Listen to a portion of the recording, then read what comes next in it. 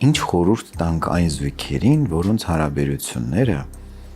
անձնական, սեռական վատացել են դեպրեսիայի պատճառով, մասնավորապես զուգընկերներից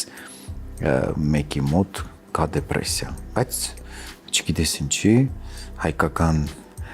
սովորույթի համաձայն չեն ուզում դիմել մասնագետի։ Մի քիչ այսպես ասեմ, եթե չգիտեն, որ դեպրեսիա է, ոնց դիմեն,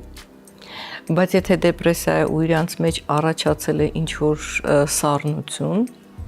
ապա այդ դեպքում իհարկե խորհուրդ ես չեմ կարող տալ, որովհետև մի քիչ դժվար է խորհուրդ տալ, մանավանդ որ չգիտեսում,